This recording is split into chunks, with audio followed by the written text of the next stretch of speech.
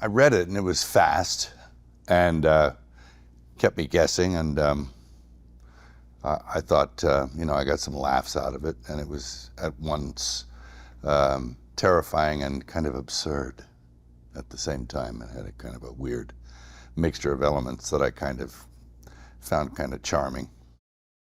One has to realize the potential of what you read, and find more in it if you possibly can, which I think we did.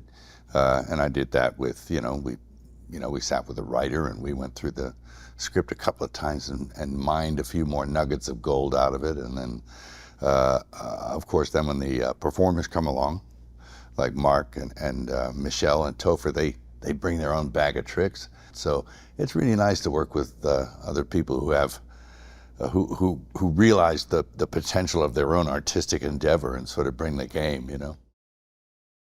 It had its challenges, but was big enough to be able to get around. And full kudos to the camera guys and the crew and the lighting and everybody, and the set designer, because he was key.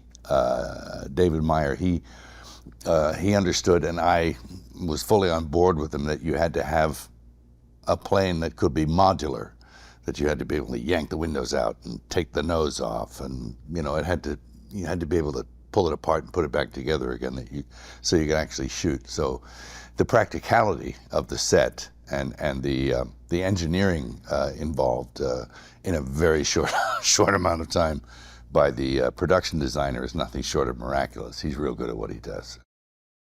I worked with Johnny on a little small budget film up in Canada one time, and I noted at the time that they had no budget and no time, but it looked amazing. And I thought, I think I need to work with that guy, and I was absolutely right, because this film looks amazing, and we shot it in 22 days with other technical advances at our disposal that neither of us had ever used before. But now we're kind of, we learned. We went to school on this one. Anytime you're in an aircraft, it's going to be claustrophobic. And I think, we've played into probably almost everyone's dis-ease, or if I can call it that, or fear of flying, altitude, fear of falling, fear of crashing, all those things. And so we had a very small space. The beauty of it was that it takes place over these Alaskan Alps, which are really stunning and really spectacular, and at the same time kind of intimidating and scary. So although it isn't a plane, it sort of feels open, and the vistas are spectacular. So it has a big scope, which is what I really liked about the setting.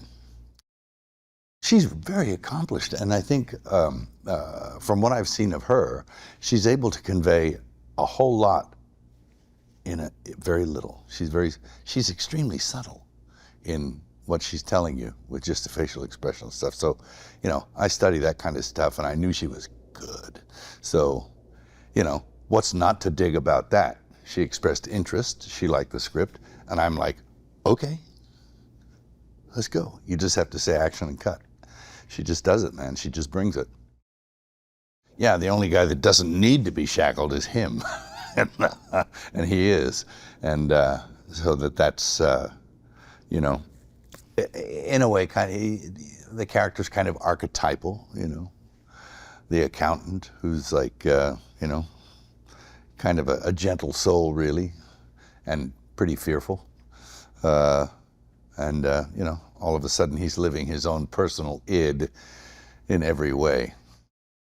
He's playing some kind of psychopath. He's a psychopath. And at the same time, it's kind of like weirdly amusing. I don't even know how to describe that, but he understood that, and he managed to pull it off and give it just the right turn, the right level of, you almost want to laugh at some of the stuff he says, but it's like so horrible, But, he treaded that, he walked that line really well. But that's his game, I think he's a little more methodical than he would like to admit. And he really gets into it. I think you root for them because intrinsically they're just affable, likable, they have humor, they have flaws, they have things that we all identify with, and they displayed those things. And the script gives them ample opportunity to exhibit those qualities within themselves. So, you know, I think you'll dig them. I dug them. I loved my characters. Even the dudes on the radio, you know. Well, we got some very talented people and camera angles, and you know what can be done in this space to approximate, you know, some pretty violent exchanges, and I think we managed to do that in a small space, because action is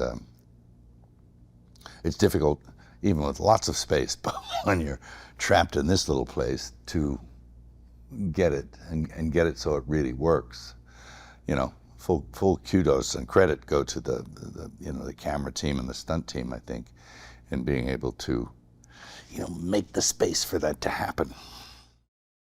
When I read it, what it did to me when I read it, was I just found it engaging and fast, and I laughed a bunch, and it was like at the same time kind of a shock here and there, and it was like I thought, wow, you know, when I finished quick, and I was entertained by it, and amused by it, and terrified by it, and at the same, you know, and I thought, you know, I just want to share what I see in it with other people.